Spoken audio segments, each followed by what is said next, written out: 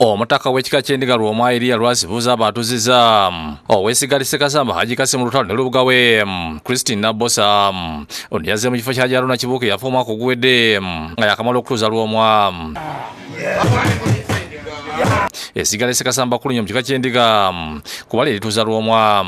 Emikolo gitandise n'okusumika okukoleddwa obw'essiga Sserunkuuma ng'ono amasibye ekifundikwa eky'olubugo n'amukwasa effomo akambe n'endeko. Tutadde ku ntebe eno ku ssaawa zino nga nkusumika ekifundikwa kino.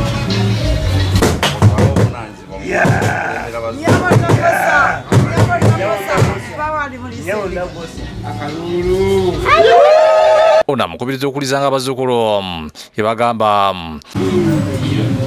Awekityo omwami n'omukyala mubanga n'ensa musa mubeerangamu akantu.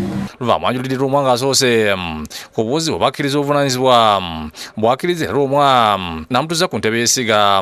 Obuweereza obukkiriza jjajja lubuga onoosobola okutambula naye nja kutambula naye teri kiŋŋaana kutuuza Ssekasamba era kutuuzizza kakano ku ntebe yo.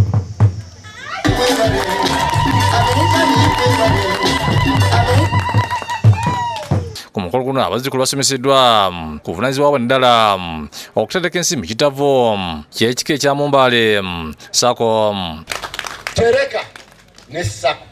Lwomwa mu kwogera kwe akubiriza abazzukulu okukola ennyo okwejja mu bwavu sako n'okuwagira bizinensi z'abannaabwe. Ffe tusaba Federo ate n'oyagala okusaba Federo ng'ogizza bweru. Federo etegeeza nti buli ky'okola sooka okikolere mu babo, ensimbi zitambulire mu ki muffe. Ssekasamba omujja amusibiridde entanda ey'okuweereza mu bwesimu sako n'okusimba emmwaanyi ku ttaka ly'essiga okusobola okulitaasa kuba tamanya ngamba.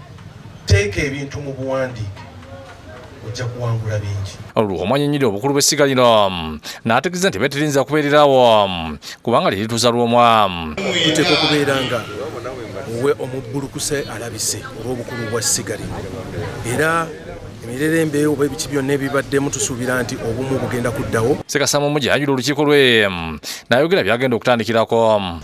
Jjajja mpera mu maaso go nti neewaddeyo okuweereza ekika kyange eky'Endiga mu bwesimbu. Ebyo nga bitibwa Pulezidenti b'ebibiina by'abasawo b'ekinnansi wera ddala 28 batudde makindi okwera ku nsonga ezibanyigiriza n'okulaga obuwagizi bwa Pulezidenti Museveni mu kalulu akajja. Ffe tuli beeteefuteefu okunoonyeza Pulezidenti waffe Yoweri Kaguta Museveni akalulu. Bakulembeddwa mu Pulezidenti Jeno Jemba Lumira Balenga ategeeza nti bavuddeyo okutuuza abasawo bateme n'empenda ez'okunoonyeza Pulezidenti akalulu. Mulekeraawo okutusosola tusobole okuyamba Pulezidenti waffe Yoweri Kaguta Museveni oba pati naffe tweyambe gavumenti yaffe esobole okuwangula. Ono alaze n'okwemulugunya ku ngeri abakulembeze ab'enjawulo ebakubyemu ebikono butalaba Pulezidenti Museveni omwanjulire ensonga ez'enjawulo. Muleme otuboola ffe tulina abantu. Beetogereko n'abagambye nti Pulezidenti alina okukimanya nti abasawo b'ekinnansi nabo banyigirizibwa ne batasembezebwa mu pulogulaamu za gavumenti. Ssebo twewandiisa tulina obululu ate tulina abaana bangi. Lydia Nakigule ne Ronald Kakoze bakusakidde eggulu eno Lwa Bukedde TV.